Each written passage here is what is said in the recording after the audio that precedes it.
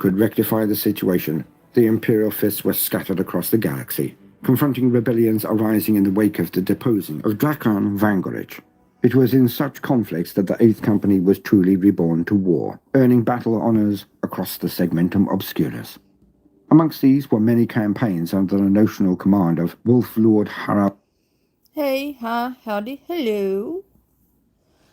This is Trash Panda, and we're covering Imperial Fists by Voldemort's Guide to 40K.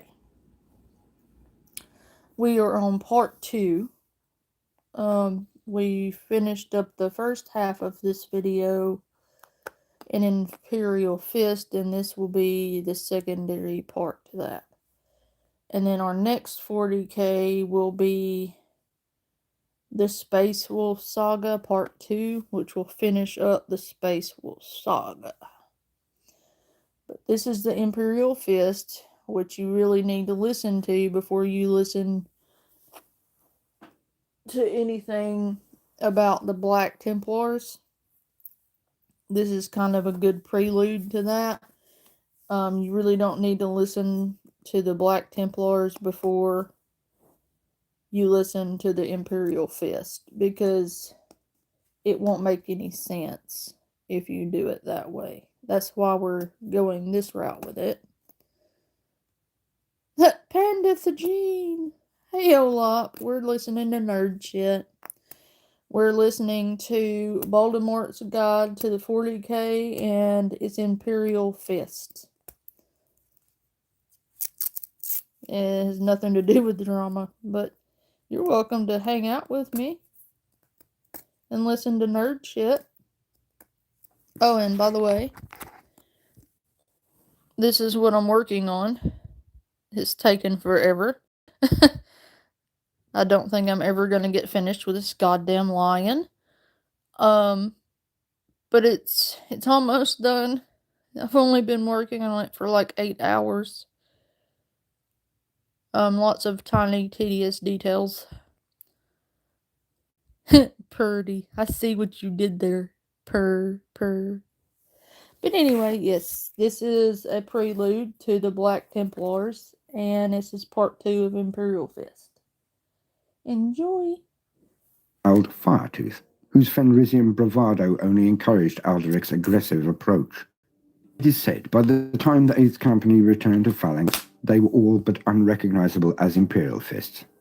Such is surely exaggeration, but it is known suffered censure from the chapter master. God damn it. However, when Thane wrathfully divided the Eighth's battle brothers between the other active companies, he noted that rather than carry Alderic's impetuous ardor with them, they ever after displayed discipline that put even the most stoic to shame. It was as if by allowing their aggression to run unfettered, they had purged that part of themselves, and emerged all the stronger for it. Thus was Alderic, who had faced censure for his mishandled leadership, restored command, and the logistics of the chapter reshaped to ensure battle brothers who ascended from the ranks of the Scout Company would first progress to the Eighth, in order to excise their youthful wildness. The tradition continues to this day, far from honing the combined close support tactics Thane once desired. The modern Eighth Company still favors a spearhead of assault troops. Bikes are employed as a means to bring battle brothers blade to blade with the foe, rather than for the purpose of mobile fire support. The origins of this change to the chapter's practices are immortalized on many company banners. A golden figure bearing Alderic's original cruciform-hilted sword, portrayed alongside representations of Harald Firetooth's personal sigil. The story might also be told by the epithet Dawn's Huskarls. While many believe it refers solely to the Primarch's bodyguard of days long gone, some say it honors kinship with the Huskarls of Ras. The Seventh Company, the Guardians of Phalanx. The Seventh Company are charged with the defending of Phalanx. None know the layered defenses of its halls as well as they, nor guard them as jealously. In them there is a reverence for the ageless machine normally observed only in the chapter's Techmarines. So important is the bond between the Seventh Company and Phalanx that when a captain ascends to the company, his primary heart is ritually removed and replaced with an augmetic device crafted from the battle station's own components. This transfer of flesh serves to remind the captain of his new struck bond. The augmetic heart is considered heavier than the one it replaces, and causes an ever-present pressure in his chest. Towards the end of the 41st millennium, when Phalanx was almost destroyed twice, once at the hands of the demon Prince Bellicor, and again during the war for doomed Cadia, the 7th Company lamented that duty had called them elsewhere so that they were not present for such conflicts. Indeed, so struck by prideful guilt was Gregor Decian, then captain of the 7th, that when the Great Rift manifested, he and his company embarked on a penance crusade to its leading edge. Decian and the 7th suffered great trials on worlds writhing with demonic corruption, beset by rebellion and enslaved by heretic Astartes, but were left stronger for it. All for the best, as Decian would soon after be called upon to succeed Vorn Hagen as chapter master following the latter's death in Terra's defense. Decian now rules the Imperial Fist, and Phalanx has been restored to a level of magnificence not seen for millennia. I also finished this one. Thanks to a secret technology provided by the Adeptus Custodians, and once again sails stars, a symbol of hope to the Imperium and doom to its enemies. Determined that the battle station should never again be so humbled, but loath to perpetually commit an entire company to defend against an attack that might never arise, Decian authorized Captain Talos to expand the ranks of Phalanx's standing guard, the Auric Auxilia. This Talos has done with characteristic gusto. Once the Auric Auxilia drew solely from aspirants not quite deemed worthy of the Primarch's gene seed, its ranks now include several thousand drawn from the Cadian diaspora, who offer service in exchange for a debt to Phalanx that can never be repaid. It is a practice not without its controversy, placing as it does more military might in the hands of a Space Marine chapter. To date, Guilliman appears swayed by the argument that those wars that cannot be won through Phalanx's might alone will be hardly swayed by a few thousand extra guardsmen. Moreover, Decian's decree appeared to be paying off. Though Phalanx is seldom wholly without battle brothers of the 7th Company, the remainder of the company's warriors now campaign for the Imperium once more, their ancient charge secure under the watchful eye of an irascible Praetor Colonel Talia Karsk. The former Astra Militarum officer has also a second duty, entrusted to her in secret by Talos. The captain seeks to know why the Custodes so freely gave over their hidden treasures, and what the answers to that dark question might imply. It is Karsk's secret purpose to investigate these matters and report her findings to Talos alone. On the surface, the extended duties of the 7th Company are not so different from those of the 6th, based as they both are around the methodical slaughter of aggressors. But in actuality, there is much to divide the two. The 6th favor static positions, backed by overwhelming firepower, while the 7th draw heavily from the chapter's reserves of land speeders, repulsors, and transport vehicles, adopting a much more flexible battle stance. It would be impractical to defend Phalanx any other way, for its passengers are many, and its approaches labyrinthine. Perhaps, at the height of the Imperial Fist's glory, they could have relied upon sufficient warriors to hold its halls as they would a fortress's walls. In the era Indomitus, such dreams are folly. Any who seek to defend Phalanx must be adaptable in the extreme, utilizing a mobile defense to catch the foe off guard, a methodology that translates well to planetary campaigns whenever the 7th Company deploys as one.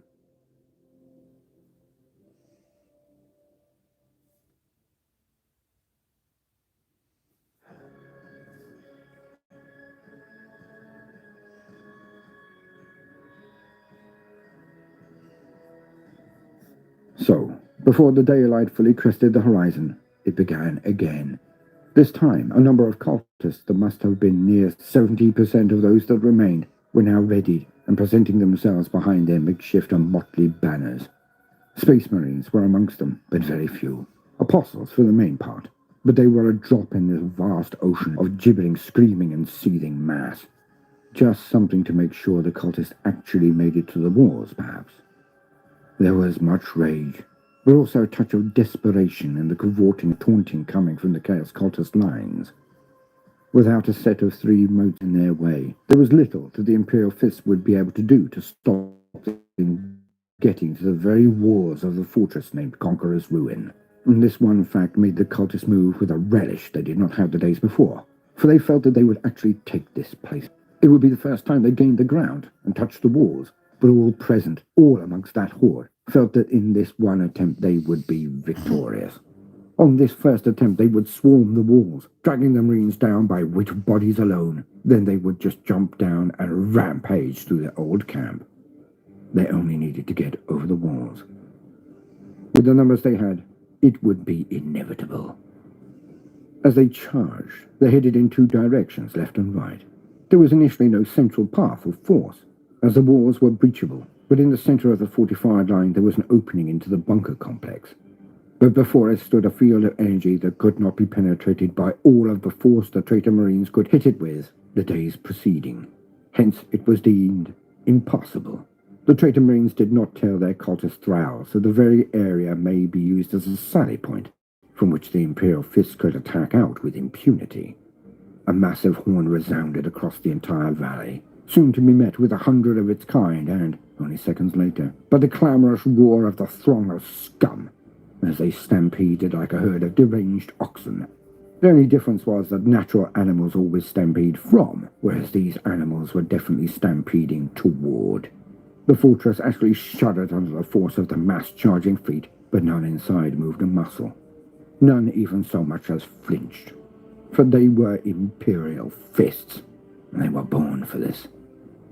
There were no calls for volley fire, as no trickery or morale issues would prevent this amount of momentum. Nothing would stop them from reaching the walls. But getting over them, that was another thing altogether. The lines of Marines all fired as swiftly as they could, as economical with their movements as before. Yet this time, 1 in 5 men was tasked with a different goal. As these men, the best shots in their units, all took to hunting and executing the power-armored traitor Marines amongst this wave. The apostles and others died to a man, so that when the rabble got to the walls, they slammed up against it and actually began to crush each other. Ladders were raised and grappling hooks were fired up across the entire front, and the avalanche of scum attempted to get up these hooks and ladders in such numbers and at such speed that they could never all be thrown back by so few warriors, Astartes or no.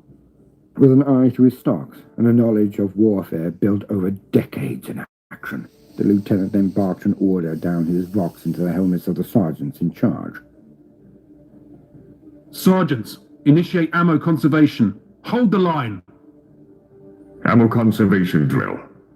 Sling bolters. Prepare to engage in melee. The men did as instructed, as if one man in many bodies. They all stepped back and stowed their bolters, and then stepped back to the fore. And as they stood, they held back the cultists so effectively that none who were not present would believe it. The Imperial fists are known for their accuracy, for the bolter drills, but they are Astartes, Space Marines, the Emperor's own angels of death. And by the Holy Throne did they prove it this day. For as the cultists would reach the top of their ladders or ropes, they would be bodily hauled up by the Imperial fists, only to be thrown from the walls like missiles, often smashing scores of their comrades from the ladders. The Imperial fists primaris were slightly more grandiose with their strength, more able to bodily lift the cultists over their heads before dashing them down. But they were matched by the experience and economy of the firstborn tactical Marines. These Marines would grab a cultist by its head and slam a knife through its chin and into its brain, stopping all struggling instantly. For the older Astartes to more shove them down, but with more control and accuracy than those hurled down by the primaris. And this went on for most of the morning. Everyone knew it would be a matter of endurance, up to a point, but that the leadership of the Loyalist Marines were more than aware that they needed to conserve their bolter ammunition for the real threat, the real battle against the tainted traitor Marines. But could they last? As the hours ticked past, the hopes of the cultists were occasionally answered, and 1 or 2 of the Marines were indeed pulled down by weight of numbers alone. But they were few, and in those situations, where there was a temporary gap in the line, the cultists did not gain their easy rampage as they had hoped. For those who attempted to jump from the walls were met with hard bunkers, forming another entire construction within the lands between the walls and the fortress proper. And when they attempted to charge across the tops of these bunkers, auto-sentries whirred into life and tore them to pieces. All the shields. My men need a warm-up before the real filth arrive. Lower the shields. Within the base, behind the shields in a large entryway, Sergeant Shoran Colm stood amongst his hand-picked men, the Marines of the Slaughter Yard, as they had been dubbed, a nickname that they more than deserved. 2 lines of them stood calm and impassive, as they had for multiple days now, always ready, but never yet unleashed. The back rank was a full mixed score of Centurion power suits, half with heavy and assault bolters, with each alternate Centurion being armed with siege drills. The front rank was made up of an equal number of aggressors in their Mach 10 Gravis armor. 1 in 3 was equipped with Flamestorm gauntlets, the rest with Bolterstorm, the preferred array of the Imperial fists. But all of the front rank had dual power fists from which these ranged weapons were attached. And Sergeant Colm was right. His Centurions were piloted by veterans and could wait for weeks stuck still in one place if required. But his aggressors? His young Primaris warriors were gnashing at the bit to get involved, a feeling that could overwhelm them on their activation if it was not sated or at least slacked soon. And they could not afford to make mistakes. At this, Lieutenant Markov listened to his commanding officer for a second, and then turned to scan the battlements again. Colm knew what he was doing. Time to break this wave here, and now. I think they've nearly had enough. Let's force them in to see Sergeant Colm, shall we? Clear the bulwarks. Grenades at the ready. Give the order when I lower my hand. Grenades at the ready. Odds mid-distance. Evens far. Special and heavy weapons Marines close. On my mark. Execute on my mark. Mark! Mark! At this, the Marines, both tactical and intercessor, all threw their grenades with well-honed accuracy and discipline. And not just one. Each time the sergeant dropped his hand, another wave of them was meticulously and perfectly placed. Explosions went off at every depth of the tight-packed mass below the walls. It was utter and total carnage. The furthest grenades were always positioned just behind the last ranks of the sieging scum, so as to make them back towards the walls, herding them as they had before the moats exploded and ended the previous wave. Aye, sir. All right, my lads. The captain has given us his blessing. When that shield comes down, an avalanche of scum will be coming through those doors. I want clean, crisp kills. This is just an aperitif, so no grandstanding, no pushing forward. Every last one of us will be needed when they send in the warp spawn and the traitors. We break this tidal wave right here, right now. Control. Shields down on my mark. Mark. As the masses tried to escape the hail of death from above, the shields of the front of the Bastille flickered off. When they went down, there was suddenly a place for the masses to run to avoid the punishing grenades, the rain of death. And thus, they funneled into the prepared slaughter yard in their hundreds. Hold. Hold. Hold! Fire!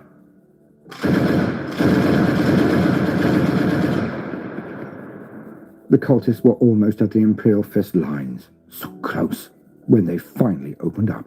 The flamers of the aggressors charring the front ranks in swathes. As the bolt-storm gauntlets of the aggressors and the heavy bolters of the Centurions cycled so quickly that they soon began to glow and smoke with the exertion. A deluge of fire burst from them, and all to their fore were torn to pieces. Yet as the grenade hail of death continued outside, more and more of them were pushed into the meat grinder that was the slaughter yard. At last, only twitching beds of bodies remained below the city walls and in the yard. There were no more cultists left active from all the thousands that had been thrown at the walls.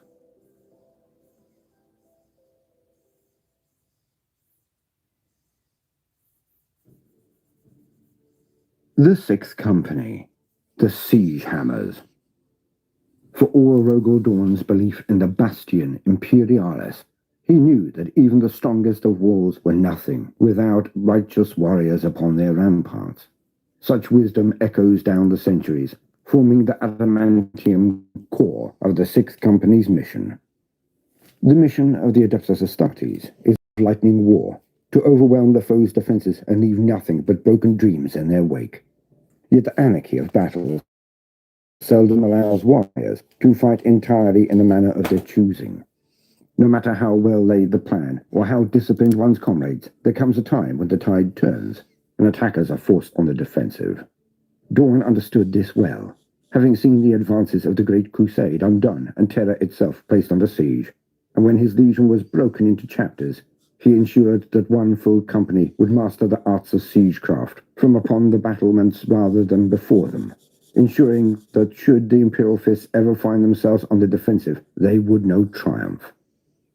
Thus was the foundation of the Imperial Fist 6th Company laid down, borne on the shoulders of those who had excelled in the grim trench warfare of the Iron Cage, that great and bloody conflict in the immediate aftermath of the Horus Heresy, between the Imperial Fist Legion and those who are their twisted reflection, the Iron Warriors.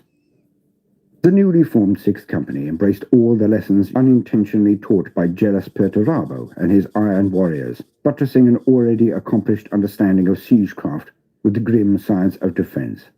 If the stern eye of Dawn was not motivation enough, the hope of one day visiting ruin on the traitors of Mendigard with doctrines of their own devising was a spur to greatness. Such ruin has yet to be delivered, but the traditions of the 6th continue. As one of the chapter's reserve battle line companies, the Siege Hammers are responsible for a significant proportion of every Battle Brothers training, ensuring that in times of need, all Imperial Fist can fall back on the lessons learnt in the company. Indeed, those who remain permanently with the Siege Hammers as sergeants only grow more accomplished in their bloody trade, the specialized wisdom coming to the fore whenever battle must be endured from behind fortress walls. There is no defensive position the steely-eyed sergeants of the 6th cannot improve upon, and it is a rare captain who does not form his battle plans around a corps of these officers' devising. As the Imperial Fists prosecute their wars in the era Indomitus, 6th Company squads accompany a high proportion of strike forces, tasked with securing sites of strategic importance as the campaign rages on. Indeed, at Zalto 5, a world in open rebellion, Intercessor Squad Fairlon oversaw the construction and defense of a rampart complex that stretched for a league between the main landing fields and the volcanic foothills. So lethal were the layered defenses and automated kill zones built into that lonely stretch of rampart that those few Battle Brothers held their ground with no aid save from the servitors responsible for its construction. For nearly a week, idolatrix Sarasta spent the lives of her blood-drunk cultists against the wall until its fall became a total obsession. Sarasta took the rampart at the last, slaughtering all but one of the Battle Brothers who had stymied her advance. But by then, the Zaltrite heresy was all but crushed. The regiments of Astra Militarum, who had declared for the idolatrix, obliterated by the 4th Company's pinpoint strikes, and her hordes of cultists exhausted by the indomitable warriors of the 6th. In support of its defensive duties, the 6th Company draws heavily from the chapter armory, supplementing its infantry-borne heavy weapons with thunderfire cannons, dreadnoughts, and artillery tanks. When assembled en masse, the Siege Hammers' preferred battle formations are often mistaken by chroniclers for those of the 9th Company, so overwhelming is their output of fire. Indeed, Captain Antaros has many times boasted that his mere reserve battle company will match the Knight's fury any day, a claim that never fails to rouse Captain Charon's ire. The 5th Company, the Heralds of Truth. For the Heralds of Truth was an ideological contest as much as it is a test of might. The misdirection and subterfuge they disdain as unfitting tools for a righteous warrior, and meet every contest head-on, no matter if circumspection might have better served the Emperor's cause. The Heralds of Truth are responsible for preserving the Scriptum Ascenda, the great archive of Rogel Dawn's commentary on the Great Crusade, the heresy, and the scouring that followed. Dawn was famously direct in his manner of speech, and there is little doubt that his uncompromising view of the galaxy as a whole, and the Imperium in particular, would be nothing short of shockingly enlightening to modern scholars. However, no scholar has ever been permitted to roam the archives corridor. Only the 5th Company's senior officers and chosen members of the Reclusium and Librarius are permitted access. Alas, the truths contained therein are fractured and fleeting, their secrets slipping away as tech adepts labor to maintain Phalanx's venerable functions. What remains are snippets and snatchings of once encyclopedic journals. Dawn's great military schema and predictions of the unfolding millennia now reduced to little more than garbled prophecy. Still, the Fifth Company endeavors to see that Dawn's voice remains heard in the Imperial Fist's dealings. As keeper of the archive, its captain holds a unique position on the chapter council, and his voice carries further in matters of strategy and doctrine than his rank might suggest.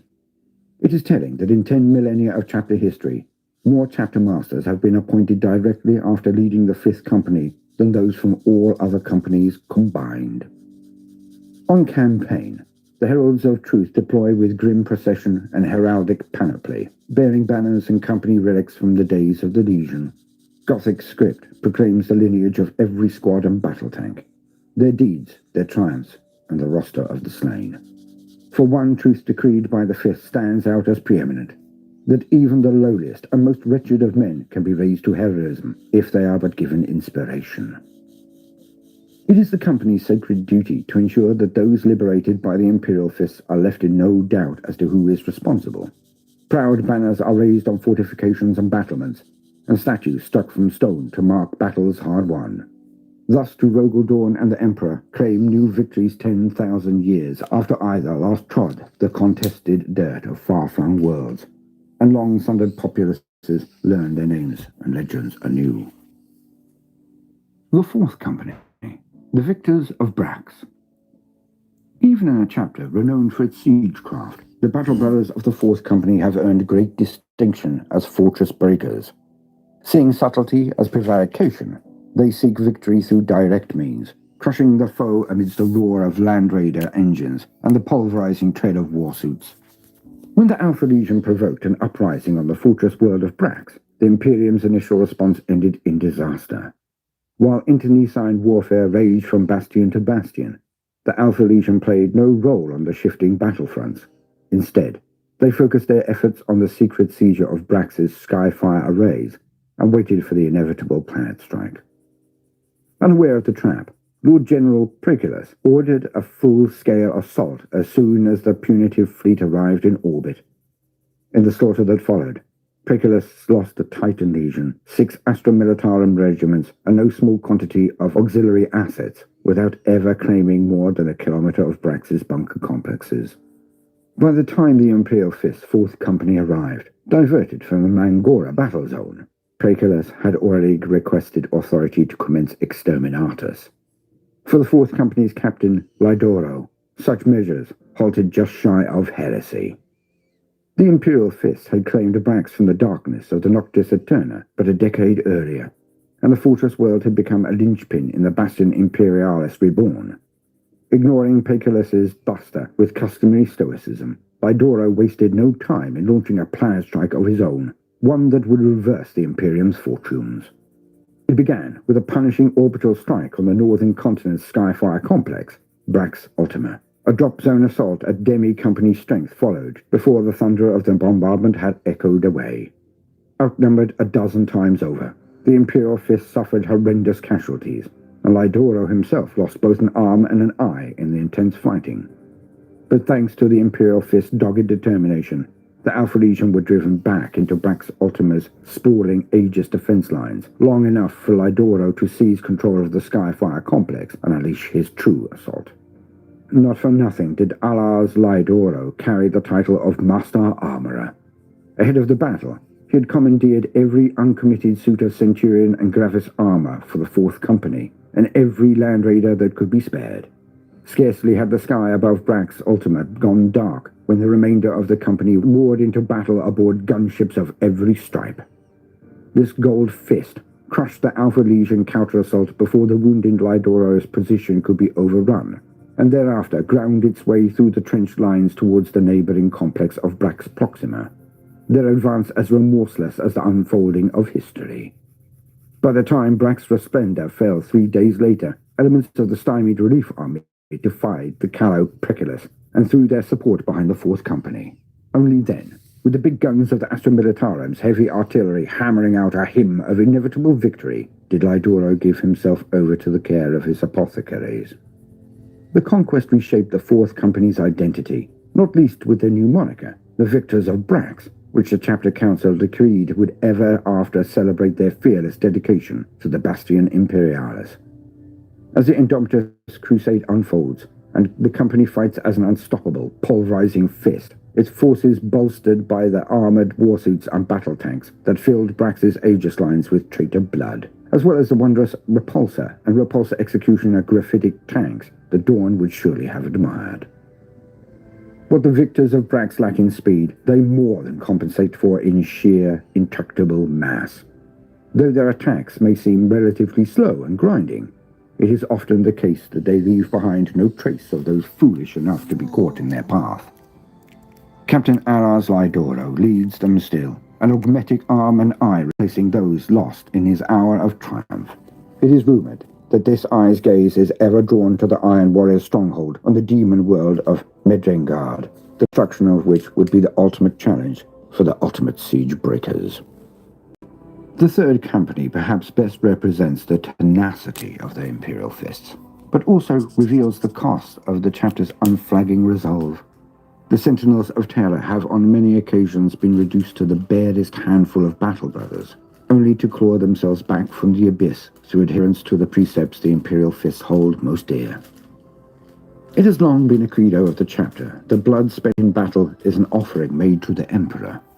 If such is true, then there are none higher in the Emperor's sight than the Sentinels of Terror. Despite suffering punishing casualties in the final years and deadlier than before.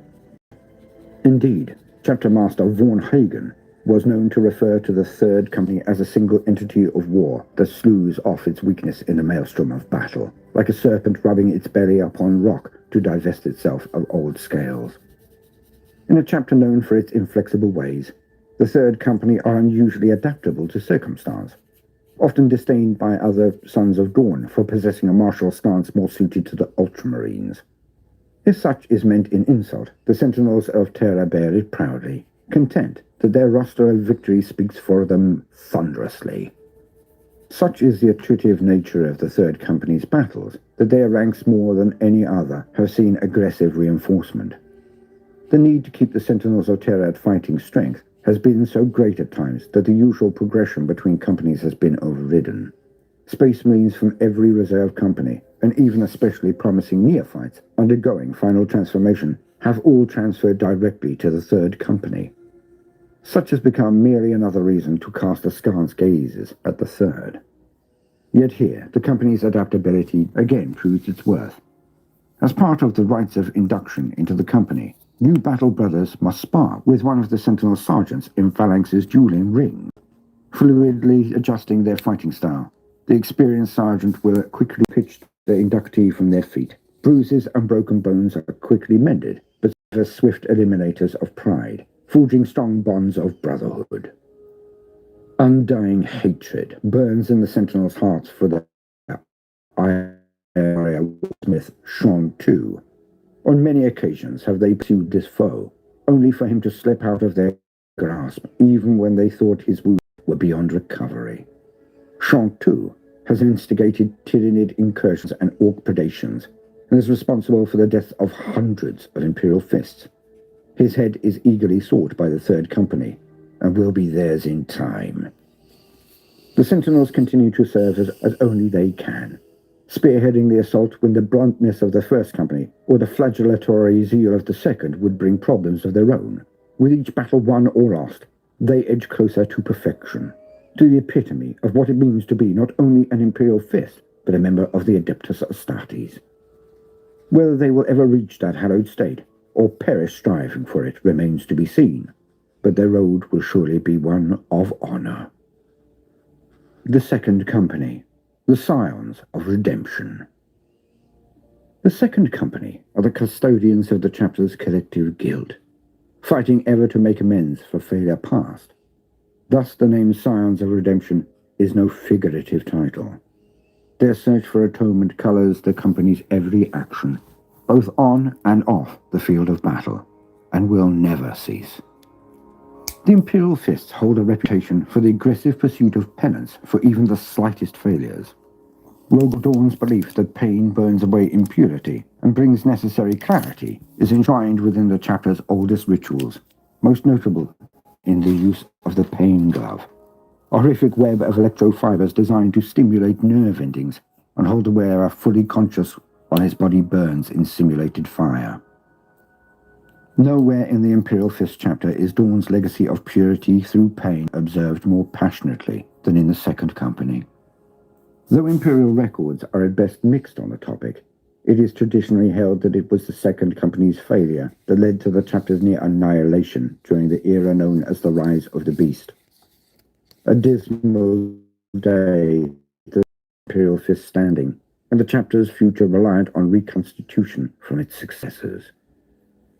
Every failure since, no matter how small, is considered a throwback to those dark times, as if the Second Company itself is somehow cursed with weakness.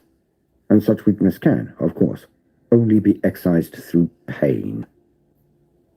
In another chapter, the Second Company would perhaps be purged, its battle honours struck and a new unsullied tradition begun. But the Imperial Fists are nothing if not shaped by their history. And over time, the Second Company has come to represent something more than its own failures. Tolerating the open wound of the company's presence has in many ways become the chapter's own penance, a burden borne for inadequacies past. In turn, the brothers of the Second, even the new-come Primaris, who can hardly be held culpable for the failures of old, bear that penance alongside their own, mortifying flesh and fallible spirit in the pain glove's grasp.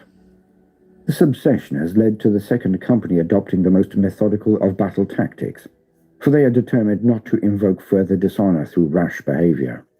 Thus do they advance in a mechanical manner, perhaps more fitting to the robotic maniples of the Adeptus Mechanicus than the Adeptus Astartes, with transport-mounted squads and bikers performing vanguard reconnaissance, while the Second Company's main body advances, bolt rifles roaring a penitent hymn.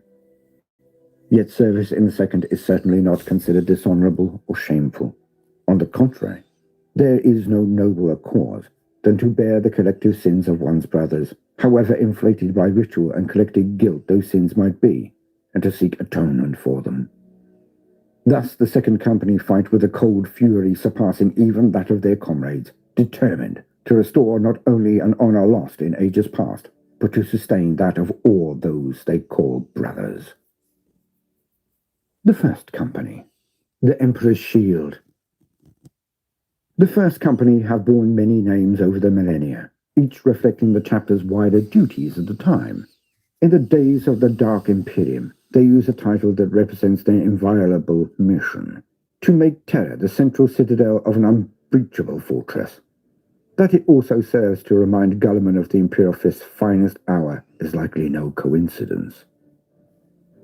As the Imperial Fist's veteran company, the warriors of the First carry out both the heaviest of combat duties and the oldest ceremonial roles. They are the chapter's thunderbolt, striking from troubled skies to deliver the Emperor's light where it is needed most. In keeping with the Imperial Fist's affinity for siegecraft, they have long been known to deploy in tactical dreadnought armor, favoring the bluntest of weapons from an arsenal scarcely known for its subtlety. Thunderhammers, cyclone missile launchers, and chain fists are commonly utilized, the better to breach any fortifications in the company's path. Such has ever been the Imperial Fist's way, to strike where the enemy is strongest, and hammer humiliation upon their broken bodies. However, in recent years, the First Company has displayed a tactical flexibility seldom seen in the annals of the Imperial Fists. The credit for this can most readily be laid at the feet of its captain, Darnath Lysander, a rare son of Dawn who has come through the crucible of pride and humility with lessons learned. Lysander's long tenure as commander of the First has seen the company undertake a more flexible battlefield stance. Lighter and nimbler marks of armor are deployed as a scalpel, where the hammer of Terminator assault is wasteful or inefficient. Where before the First would overrun an enemy position and leave the task of securing vital ground and winnowing out the last defenders to other companies or Astra Militarum regiments, now they as often detail veterans from their own ranks to assume these duties. How long such doctrines will survive Lysander's elevation or death remains to be seen. Stubbornness and a drive for glory is in the Imperial Fist's blood, and few of Lysander's potential successors have learned the lessons that a warrior's duties take many forms. When the fires of war ebb and rare moments of repose are offered, The first company serves as guardians of the chapter's relics, much as their predecessors in the Old Legion once did. Is maintained under the watchful gaze of a veteran sergeant and squad, as are the artifacts status-locked within. Indeed, many veteran squads of the first abandoned their own name upon attaining the lauded rank, adopting instead the name of their dueling arena's foremost battle honor. Should that sergeant earn promotion to elsewhere in the chapter, he leaves that name behind. Thus, when Aeneas Roma left the first to become captain of the 8th, he was no longer entitled to bear the fabled Roma battle honor as his name, and became Aeneas Strom once more. Such tradition forms a deep honor brethren within the chapter. When a strike force's commander calls upon aid from the first company, he is certain to request those marked as his brethren by their battle honors. The Imperial Fist's Armory. Deep in the bowels of Phalanx, sealed behind towering gates whose bas-reliefs commemorate the first meeting of Rogel Dawn and the Emperor, sits the Imperial Fist's Armory. It is here that the chapter's weapons and armor are repaired after every battle, and ready to serve anew in an epoch of endless war. Phalanx's armory is a source of great pride for the Imperial Fists, but with the majority of its once full chambers standing empty, it also serves as a sad reminder of losses millennia past. As inheritors of the 7th Legion, the Fists have the honor to bear into battle some of the oldest and most revered relics in the entire Imperium. Armor, weaponry, and even a number of battle tanks that trace their origins back to the days of the Great Crusade. With their ailing mechanisms placated by diligent tech marines, and their war wounds soothed by unfeeling servitors, such relics serve as well in the era Indomitus as they did upon their first forging. Alas, this great trove survives as but a fraction of its former glory. Many irreplaceable treasures were lost in the chapter's near annihilation during the rise of the beast, though their function was soon replaced by new armaments provided by toiling forge worlds. The spiritual loss echoed through the centuries. Even today, a handful of the chapter's tech marines scour the galaxy for fragments of the armory's history, stolen away by green-skinned pirates and tinkerers. It is a forlorn search, for the loss was suffered thousands of years in the past, and few reclamations are achieved. A rare example is the cowl plate of Captain Kurland's command rhino, unearthed from the junk pile of an orc war boss in the Charadon sector during the dying days of Millennia 41. Retrieving this relic cost the chapter 20 lives, but all considered the loss worthy of the trade. The armory stretches as far as the eye can see, rank upon rank of armored vehicles and imposing warsuits awaiting their next war. Thousands of robotic servitors and tool-wielding chapter serfs work there constantly, the cacophony of their servo arms, plasma cutters, and blowtorches dominating the corridors day and night. Diminished though the armory is in the eyes of the Imperial Fists, it remains an assemblage of war material to be envied by chapters of later foundings. It is from the armory that company captains and strike force commanders requisition the heaviest weaponry the chapter can provide. Armored vehicles as uncompromisingly lethal as any found within the Imperium's bounds. Unquenchable warsuits that augment even a Space Marine's war might to new and prodigious heights. And of course, dreadnoughts. The cyborg sarcophagi of battle brothers who fight on from the precipice of death itself after sustaining terribly grievous wounds. Thus, the chapter's companies can call upon the armory to supplement their traditional strengths or compensate for their weaknesses. Befitting the Imperial Fist's chosen way of war, war requisitions focus on enhanced raw firepower. This is especially true of the battle companies, whose captains often feel the need to supplement the 2 fire support squads under their command with formidable assets from the armory, the better to conduct campaigns in the storied name of Rogel Dawn. Vindicators, predators, and repulsors are seldom out of service, withdrawn only to salve the worst of their war injuries, and Centurion warsuits have become so closely associated with certain companies that there is some doubt as to whether they fall any longer under the Master of the Forge's jurisdiction. Glorious redemption. Even in victory, the Sons of Dawn tend towards an almost masochistic self-flagellation in thought and deed, determined that their next effort shall not be judged wanting. Thus many vehicles bear names exhorting battle brothers to greater effort. Absolution, Primarch's Endeavour, and Glorious Redemption. This predator was well named, for it played a key role in the Third Company's penitent crusade of thunder in late Millennium 41, fighting with distinction against the Tyranids on Drashin. And so, to sum up, most ask, what can my Emperor, my God, do for me? Will he save me? Will he guide me? Will he raise me up? Will he protect me? For the populace of the Imperium believe the Emperor to be a deity, so the relationship is expected to be reciprocal. I have prayed to you. I have served you. I have sacrificed to you. What will be my reward, either now or in the time when I have passed into your protection, when I stand at your side? Not so for the many sons of Rogel. The Imperial Fists do not ask what the Emperor can do for them. They ask what they can do for their Emperor. They always have, and they always will. It is pure, because it does not rely on a childlike adoration of an idealized version of the Emperor as a god. They know the Emperor is but a man, and still they serve, and they have done so for 10,000 years and more. They have suffered near extermination on multiple occasions, have fought brothers, Astartes, Primarchs, demons, and the very dark gods themselves. They have never tired, never backed down, never surrendered. All due to one word: loyalty. Not because the Emperor is a god, not because he is a legend, but because he was a man, a great man, a man who tried to defend his entire race. Because they are loyal. And as good a seneschal as Reboot Gilliman is, he should never have been left in charge. Never. For he did not serve the Emperor's side a tenth as much as Rogel. He did not fight alone for the better part of a decade. He did not board the vengeful spirit, and he did not endure the longest second. Reboot did not hear the last spoken words of their father, the Emperor, as he lay near dying and imparting all he could to his most loyal son, his framework for the survival of humanity.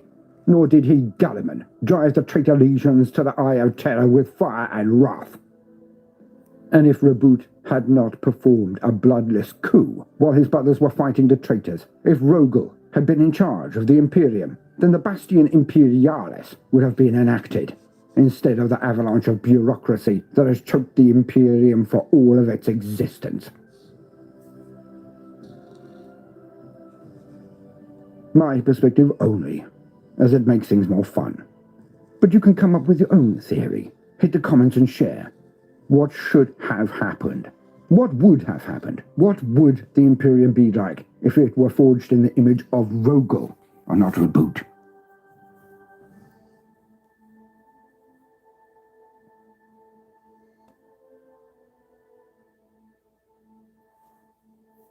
But now, let us hear the conclusion of the Siege of Conqueror's Ruin.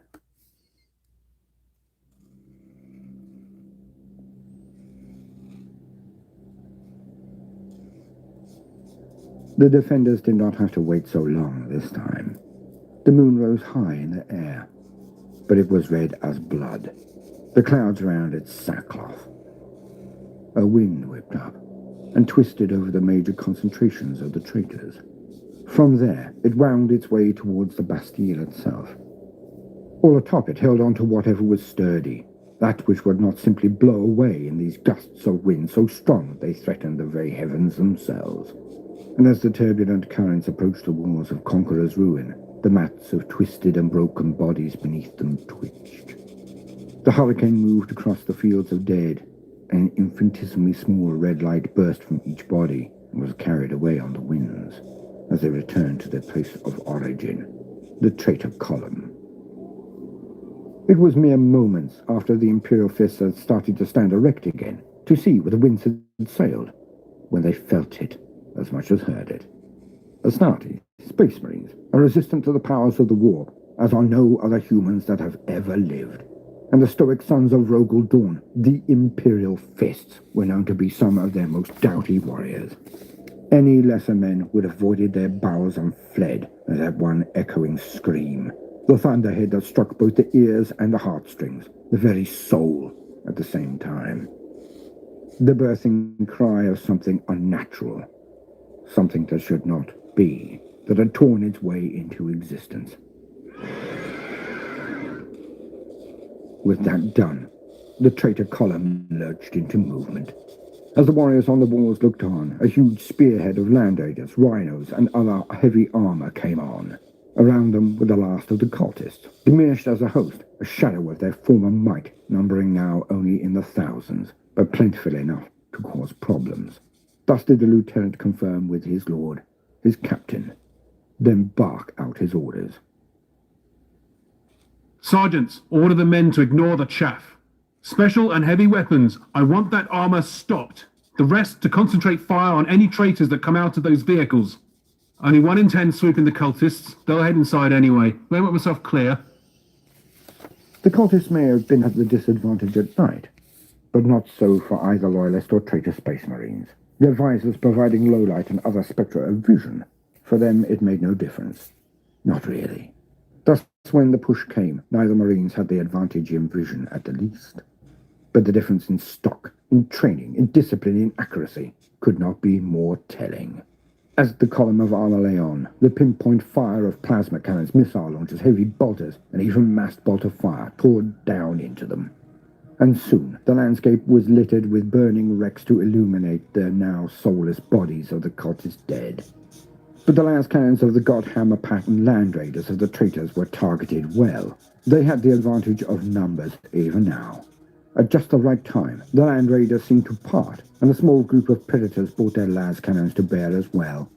And the combined firepower of the front lines smashed into the walls around the shield. The shield they could not destroy, but the housing was now vulnerable.